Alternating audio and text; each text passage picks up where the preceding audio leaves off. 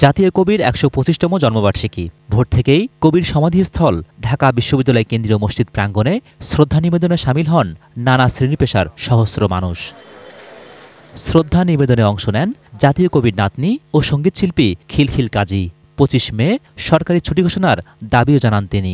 কাজী নজরুল ইসলাম আমাদের জাতীয় কবি, তার জন্মদিবসে ছুটিটা ঘোষণা করা হোক, সেটা এখনো হয়নি। কেন হচ্ছে না সেটা আমি ঠিক জানি না। দলীয় নেতাকর্মীদের সাথে জাতীয় কবির প্রতি শ্রদ্ধা জানান বিএনপির সিনিয়র যুগ্ম মহাসচিব রুহুল কবির রিজভী। শ্রদ্ধা নিবেদন শেষে দাবি করেন বিএনপি গণতন্ত্রের জন্য সংগ্রাম করছে বলেই তাদের নেতাকর্মীদের জেলে ভরা হচ্ছে। আমরা যখন কারাগারে যাই তখন নজরুলকে স্মরণ করি, আমাদের যখন বিচার হয় তখন আমাদের স্মরণ করি, কারণ আমরা অন্য কোনো সামাজিক কারণে আমাদের বিচার করছে না, আমাদেরকে সাজা দিচ্ছে না।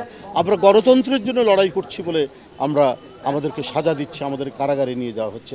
তবে অভিযোগ অস্বীকার করে আওয়ামী লীগ সাধারণ সম্পাদক ওবায়দুল কাদের বলেন, রাজনৈতিক বিবেচনায় নয়, বরং যারা সন্ত্রাসী কার্যক্রমে জড়িত তাদেরকেই আটক করা হয়। যে দুর্বৃত্ত অগ্নি সন্ত্রাস, খুন করে, অস্ত্র ব্যবসা করে, অপরাধীকে অপরাধের মানদণ্ডে তাদের জেল জুলুম হয়, তাদের বিরুদ্ধে মামলা হয়। জাতীয় কবির গান ও কবিতা আমাদের স্বাধীনতা আন্দোলনের অনুপ্রেরণা হিসেবে কাজ করেছিল বলেও মন্তব্য তার। যার কবিতা, যার গান স্বাধীনতা ও স্বাধিকার সংগ্রামে আমাদের অনুপ্রেরণা জুগিয়েছে,